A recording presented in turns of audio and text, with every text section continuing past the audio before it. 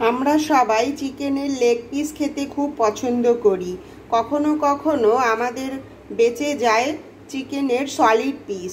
সেইগুলো দিয়ে ঘরে থাকা সামান্য কিছু উপকরণ দিয়েই আজকে আমি বানিয়ে নিচ্ছি chicken nuggets. Hello everyone, welcome my channel. শুরু করছি আজকে একটি নতুন ভিডিও।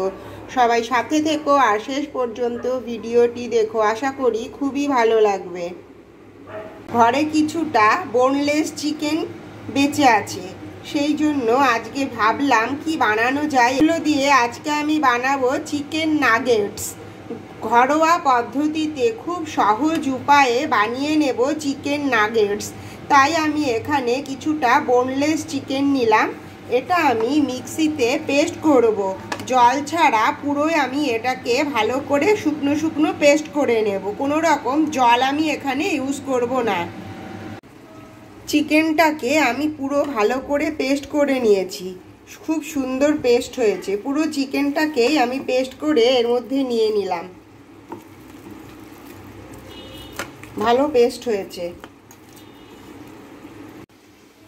এই চিকেন পেস্টের মধ্যে আমি দিয়ে দিচ্ছি 1 চামচ আদা বাটা, আর দেব 1 চামচ রসুন বাটা,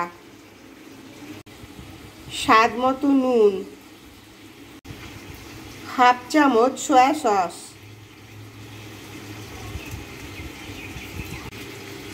হাফ চামচ মতো দিয়ে দিচ্ছি কর্নফ্লাওয়ার। এখানে কর্নফ্লাওয়ারটা ইউজ করলাম মশলাটাকে চিকেনের সাথে ধরে রাখার জন্য। আমি কর্নফ্লাওয়ারটা এখানে ইউজ করলাম, আর তাও দিয়েছি আমি হাফ চামচ মতো কর্নফ্লাওয়ার। হাফ চামচ দিয়ে দিচ্ছি গোলমরিচ গুঁড়ো, 2 চামচ দিয়ে দিচ্ছি সাদা তেল। এবার আমি এটাকে ভালো করে মেখে, চামচের থেকে হাতে মাখলে বেশি সুবিধা হয়, সেই জন্য আমি হাতে ভালো করে মেখে 10 থেকে 15 মিনিটের মতো ম্যারিনেট করে রেখে দেব। এইভাবে ভালো করে চটকে চটকে মেখে নিলাম। অনেকটা আটার রুটি যেইভাবে করি সেইভাবে আটা মাখার মতো মেখে রেখে দেব। আটা মাখার চেয়ে সামান্য একটু নরম নরম হবে এই মাখাটা। আমি হাতে একটু সাদা তেল রাব করে নিলাম। এবার আমি এইগুলোকে নিয়ে শেপ দেব, যে যেমন আকার দিতে পারে। আমি এখানে এইরকম গোল করে একটু চ্যাপটা চ্যাপটা করে শেপটা দিচ্ছি।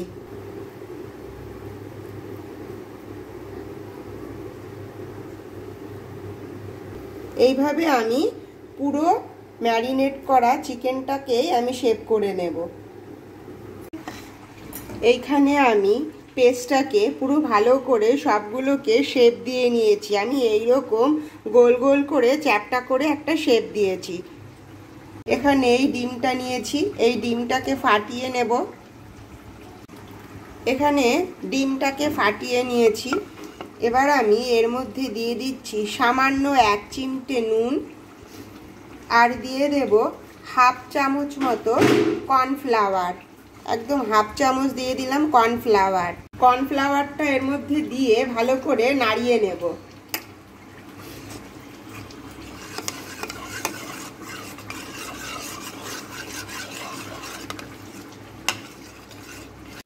এবার এই চিকেনের এই পিসগুলোকে নিয়ে আমি এর মধ্যে দিলাম, দিয়ে এপিট ওপিট করে তারপরে আমি বিস্কুটের গুঁড়োর মধ্যে কোট করে নেব। এখানে আমি বিস্কুটের গুঁড়োটা নিয়েছি, নিয়ে এর মধ্যে এবার এপিট ওপিট করে কোট করে নেব।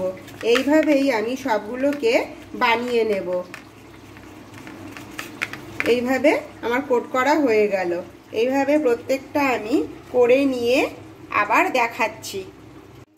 ঠিক এইভাবেই কিন্তু আমি প্রত্যেকটা করে নিলাম।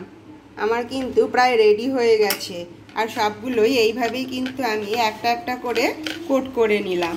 এইভাবে কিন্তু আমি ফ্রিজে অনেক দিন পর্যন্ত ফ্রোজেন করে রাখতে পারবো। এইভাবেই আমি একটা বক্সের মধ্যে, এয়ারটাইট কন্টেনারের মধ্যে আমি কিন্তু রেখে দিতে পারবো। তাই তোমরাও সকলে কিন্তু খুব সহজ কয়েকটি উপাদান দিয়ে বাড়িতেই এই পদ্ধতি ইউজ করে চিকেন নাগেটস বানিয়ে ফেলতে পারো। এইভাবেই কিন্তু আমি তৈরি করে রেখে দিচ্ছি। একটা বক্সের মধ্যে সবগুলোকে এইভাবে সাজিয়ে রেখে দিলাম। এইভাবে রেখে দেওয়া চিকেনগুলোকে আমি এবার তেলে ভেজে নেব। কড়াই গরম করে কড়াইয়ে আমি সাদা তেল দিয়ে দিলাম। আমি ফ্রাই করব পুরো সাদা তেলে। তেলটা অনেকটা গরম করে এগুলোকে ফ্রাই করতে হবে।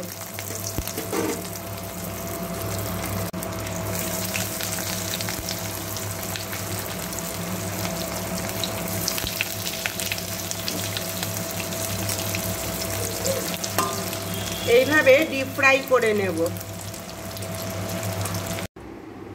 এখানে একটা ভেঙে দেখাচ্ছি যে ভেতরটা কেমন ক্রিস্পি হয়েছে আর কত সুন্দর ভাজা হয়েছে, ভীষণ টেস্টি হয়েছে। এখানে কিন্তু রেডি হয়ে গেছে আমার চিকেন নাগেটস। টমেটো সসের সঙ্গে খেতে কিন্তু দারুণ টেস্ট হয়েছে। সবাই একবার ট্রাই করতে পারো। ঘরে থাকা অল্প সামান্য উপকরণ দিয়েই খুব সহজেই বানিয়ে নিলাম আজকের এই চিকেন নাগেটস। যদি আমার এই ভিডিওটি ভালো লেগে থাকে তাহলে অবশ্যই লাইক, কমেন্ট, শেয়ার আর সাবস্ক্রাইব করো। দেখা হবে আবার নেক্সট ভিডিওয়। Take care, bye bye, thank you.